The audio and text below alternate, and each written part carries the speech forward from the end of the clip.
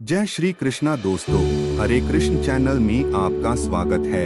उम्मीद करता हूँ आप सभी खुशहाल होंगे और स्वस्थ होंगे। दोस्तों, हम सभी जानते हैं कि त्रेता युग के अंत में भगवान विष्णु हनुमान को डोट इस धरती पर रहने के लिए कहते हैं।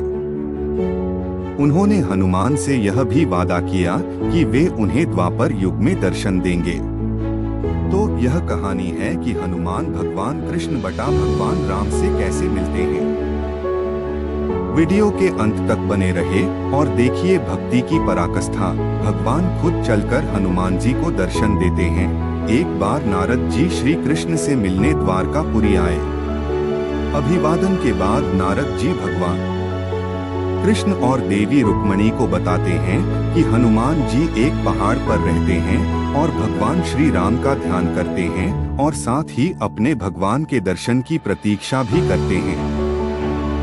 नारद जी कहते हैं कि जब वे हनुमान जी के दर्शन करने के लिए उस पहाड़ पर गए थे तो उन्होंने हनुमान जी से कहा था कि आप भली भांति जानते हैं कि भगवान राम पहले ही भगवान कृष्ण के रूप में अवतार ले चुके हैं, इसलिए आप वृंदावन, मथुरा या द्वारका जाकर अपने भगवान के दर्शन क्यों नहीं कर लेते। इस पर हनुमान जी कहते हैं कि मैं अपने भगवान का एक छोटा सा सेवक हूँ और अगर मैं बिना भगवान के बुलाए उनके दर्शन करने जाऊँ तो यह मेरे भगवान का अपमान होगा, इसलिए मैं तब तक प्रतीक्षा करूंगा जब तक मेरे भगवान मुझे बुलाकर दर्शन नहीं देते। श्री कृष्ण को यह बताने के बाद भगवान कहते हैं कि वास्तव में हनुमान मेरे सबसे अच्छे भक्त हैं और मुझे बहुत प्रिय हैं, इसलिए मैं स्वयं शीघ्र ही जाऊंगा और उनकी इच्छा पूरी करूंगा।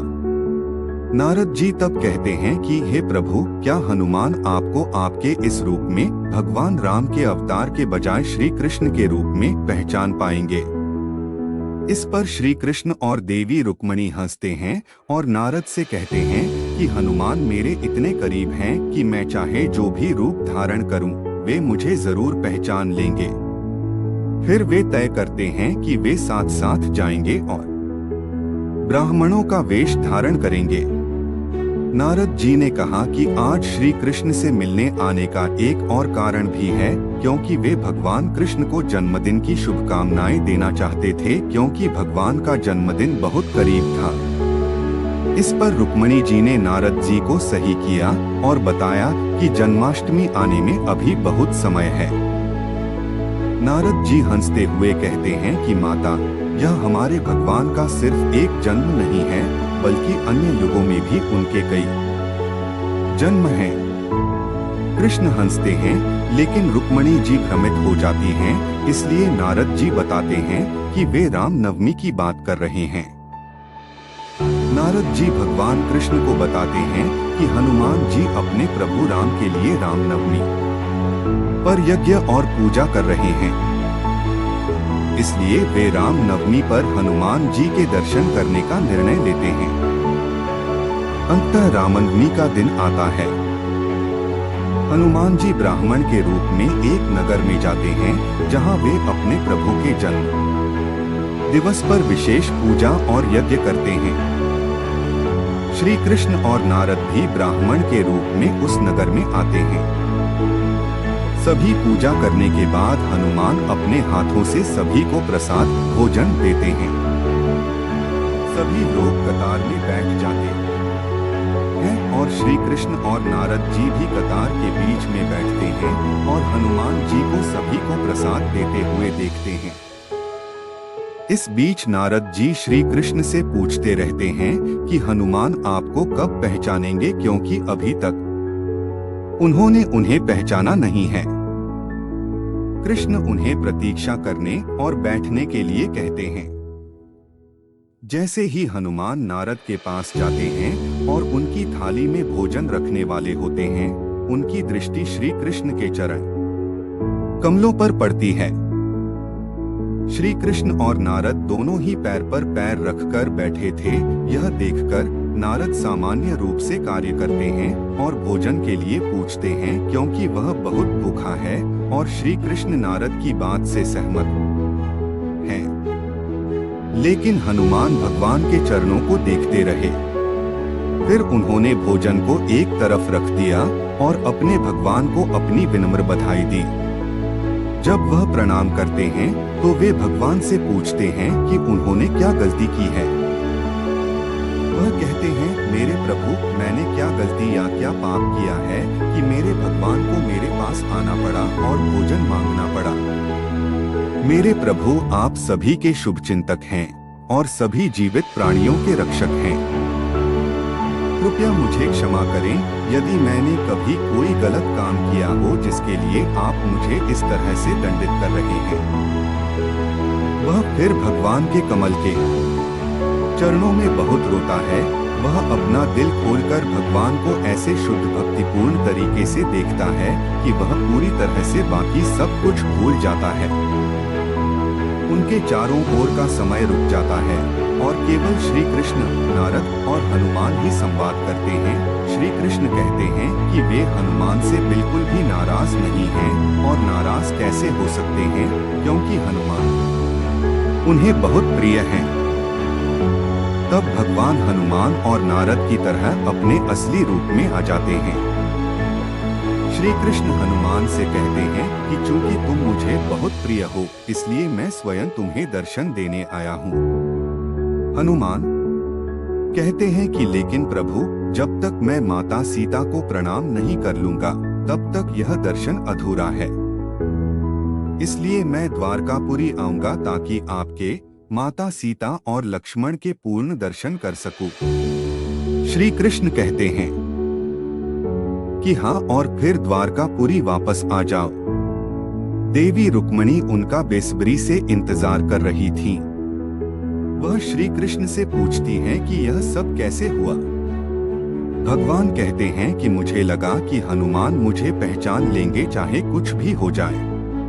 तो फिर नारद कहते हैं कि अगर आपको इस पर कोई संदेह नहीं था तो हम वहां क्यों गए थे? क्या आप हनुमान की भक्ति देखने गए थे? कृष्ण कहते हैं, नहीं, मैं आपके साथ वहां गया था क्योंकि मैं आपको सबक सिखाना चाहता था। भगवान कहते हैं कि मेरे लिए यह जरूरी है कि मैं अपने प्रिय भक्त को सबक सिखाऊं, जैसे ही मुझे लगे कि वे बहुत ज्यादा सोच रहे हैं, घमंड, अहंकार। कृष्ण नारद से कहते हैं कि तुम भी मेरे बहुत प्रिय और करीबी हो और मैं हमेशा चाहता हूँ कि मेरे भक्त बिना किसी अहंकार के दिल से शुद्ध रहें। अब जब तुमने अपना सबक सीख लिया है तो दूसरों के लिए भी सीखने का समय आ गया है। और हनुमान इसमें मेरी मदद करेंगे क्योंकि वे द्वारकापुरी आ रहे हैं।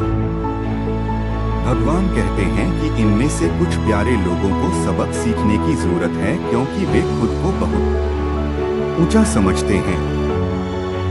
वे भूल गए हैं कि उनका अस्तित्व सिर्फ मेरे कारण है। एक बार नारद ने पूछा कि वे कौन हैं? भगवान कहते हैं कि वे हैं बलराम, दाऊ भैया, अर्जुन, भीम, उनके विष्णु वाहन गरुड़ और उनका सुदर्शन चक्र, और हनुमान उनका घमंड तोड़ने में मदद करेंगे। लेकिन अभी उन्हें वासुदेव भगवान का घमंड तोड़ना है। इस बिंदु पर रुक्मणी और नारद बहुत हैरान हो जाते हैं और भगवान से इस बारे में पूछते हैं। कृष्ण कहते हैं, हाँ, इस धरती पर एक राजा है जिसने अपना नाम वासुदेव रखा है। वह सोचता है कि वह मैं हूँ और इसलिए वह खुद को वासुदेव, स्वयं भगवान कहता है। उसने अपने चाचा के बेटे का नाम भी बलराम रख दिया है। इसके अलावा उसके पास सुदर्शन चक्र, गदा, पद्म, शंख भी है ताकि यह साबित हो सके कि वह असली विष्णु और वासुदेव है और वह मुझे झूठा साबित करना चाहता है। इसलिए हनुमान जल्द ही इस राजा को एक बड़ा सबक सिखाने में मेरी मदद करने वाले हैं। यह वास्तव में बहुत अच्छी और मजेदार कहानी है। जो राजा खुद को भगवान कहता है वह सभी काम भगवान करता है। उसका सिंहासन भी नागशया जैसा है और वह चाहता है कि हर कोई उसकी सेवा करे, कोई और नहीं। क्या आप लोगों ने यह कहानी सुनी है? खैर, भगवान की मदद करने के बाद हनुमान अंततः भगवान के दर्शन के लिए द्वारकापुरी आते हैं और साथ ही बलराम को सबक भी सिखाते हैं। एक और अच्छी कहानी। हनुमान द्वारा बलराम को सबक सिखाने के बाद बलराम को होश आता है और वे कृष्ण को धन्यवाद देते हैं। वे एक वाटिका में थे और यहीं पर भगवान श्री कृष्ण, देवी रुक्मणी और बलराम हनुमान से मिलते हैं और उनकी इच्छा पूरी करते हैं और उन्हें भगवान राम, माता सीता और लक्ष्मण के रूप में दर्शन देते हैं। दोस्तों, वीडियो कैसा लगा कमेंट करें और लाइक, शेयर और सब्सक्राइब करना ना भूलें। राधे राधे, जय श्री कृष्ण।